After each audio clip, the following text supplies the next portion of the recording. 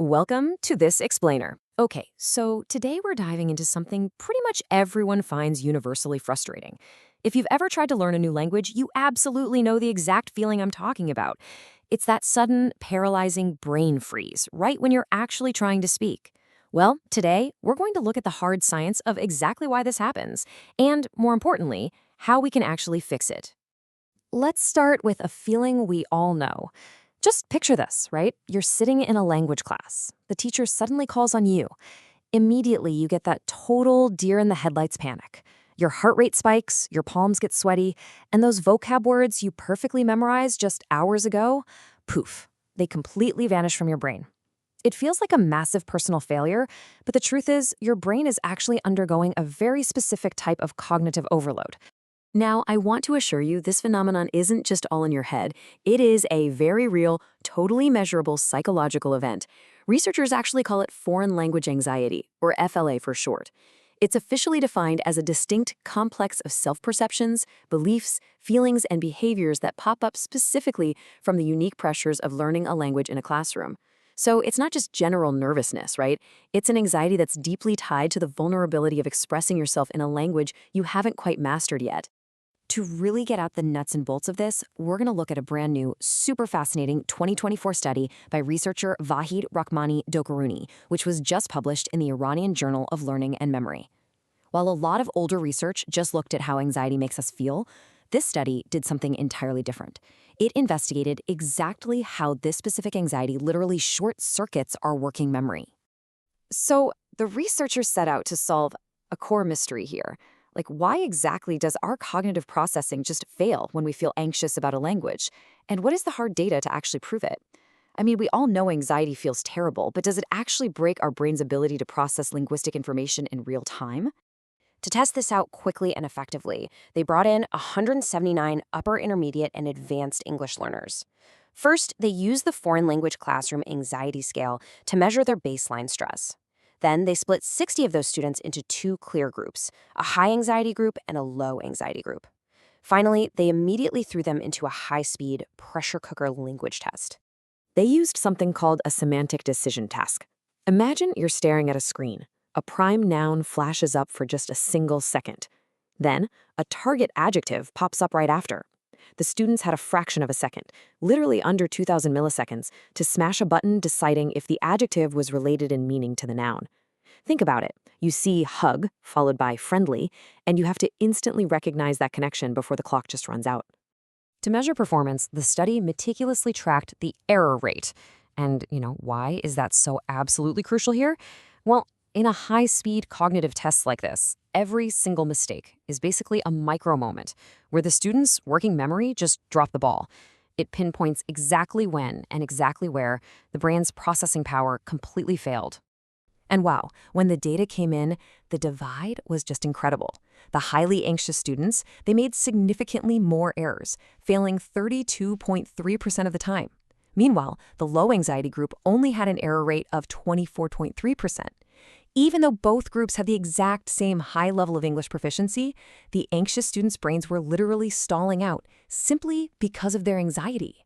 Let's dig a little deeper into these numbers, because remember, these aren't just dry stats. They represent real frustrated students struggling in real time. When we break down the conditions, the type of word actually mattered a ton. When students had to process negative target words like horrible, errors spiked for absolutely everyone. But for the high anxiety group, processing these negative words caused their error rate to jump to a staggering 37%. But it gets worse. The absolute highest failure rate in the entire study was a massive 41.6%. This happened specifically to the high anxiety group when they were shown a neutral prime word followed by a negative target word.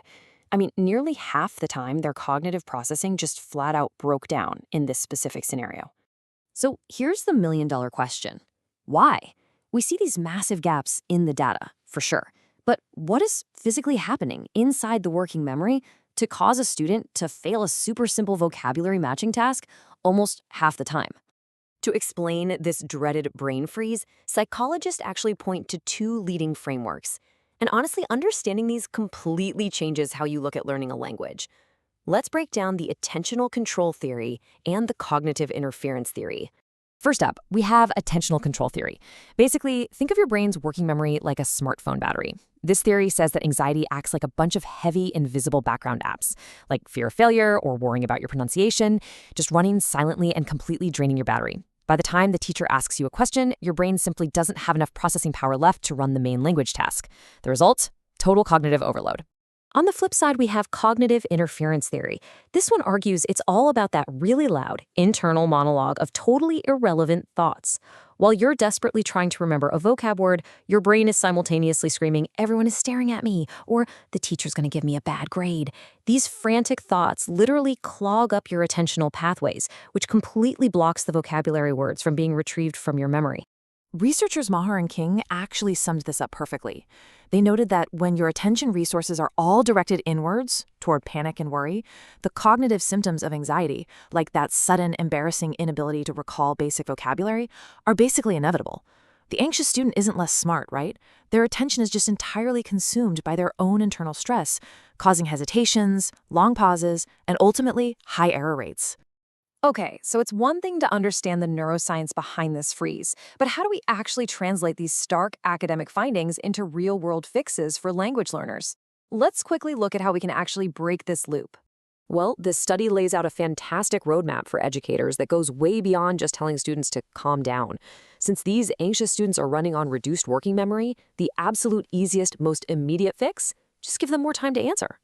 Teachers also need to actively normalize making mistakes, which instantly clears up some of that mental bandwidth. Beyond that, externalizing negative feelings by writing them down and using pair work to create a way less intimidating social environment are just incredible strategies to get the brain back on track. At the end of the day, it all comes down to the power of reframing. By intentionally fostering a positive vibe, celebrating those tiny wins, and leaning on peer support, learners can actually quiet down those background anxieties. When you finally turn off those background apps of fear and self-doubt, you reduce the cognitive interference, free up your working memory, and finally allow your brain to do what it was always meant to do: learn and speak. As we wrap up this explainer, I really want you to think about your own learning moments. Whether you're studying a new language, picking up a new skill, or even just speaking up in a morning meeting. Ask yourself, what internal monologue, what completely task-irrelevant thoughts might be secretly stealing your cognitive bandwidth right now? Recognizing that anxiety is a literal bandwidth thief is the very first step to taking your brain's processing power back. Thanks so much for joining me on this explainer, and keep learning.